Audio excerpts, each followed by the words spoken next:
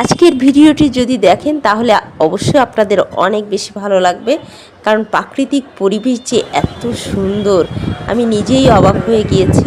এই দেখো বাতাসের আওয়াজ আমি কিছু কিছু ক্ষেত্রে তোমাদেরকে দেখিয়েছি, আর কিছু কিছু ক্ষেত্রে আমি কিন্তু সাইলেন্ট করেছি।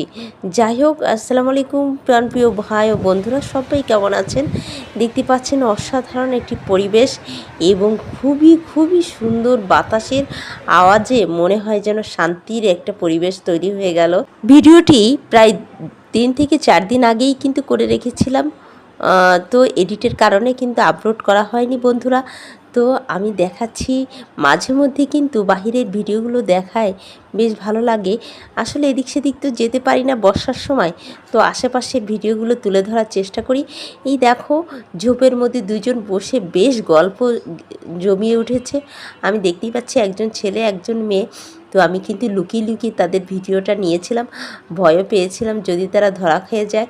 তো এদিকে দেখো আমরা চলে এসেছি বন্ধুরা, বেশ খুব সুন্দর একটা পরিবেশ থাকে এই জায়গাটা। নিশ্চয় অনেকেই চিনবে, আবার অনেকেই হয়তো চিনবে না। এটা হচ্ছে আমাদের পাশে বিশাল বড় একটা হসপিটাল আছে, তার ভিতরের যে পরিবেশ আর অনেক ফাঁকা পরিবেশ, সেখানে আসি আমরা মাঝে মধ্যে ঘুরতে, সেটাই।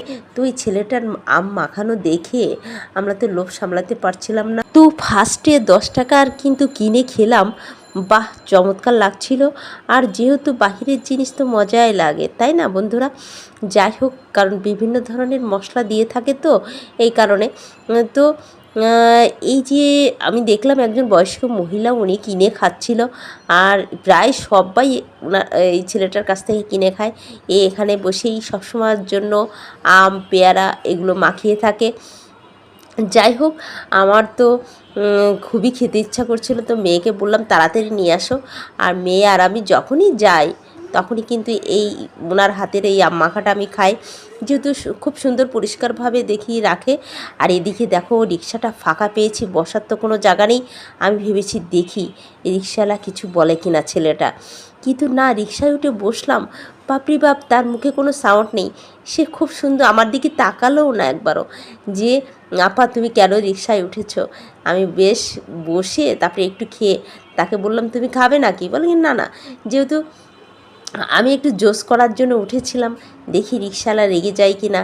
তো সে বলল আমার রিক্সায় অনেকেই উঠে বসে খায়, যেহেতু আমি এখানে বসে থাকি তাই। যাই হোক বন্ধুরা, আজকের ভিডিওটা তোমাদের কাছে কেমন লেগেছে নিশ্চয়ই যদি ভালো লেগে থাকে অবশ্যই আমাদের সাথে থেকো। আবারও নেক্সটে চলে আসবো লং ভিডিও নিয়ে। Bye bye.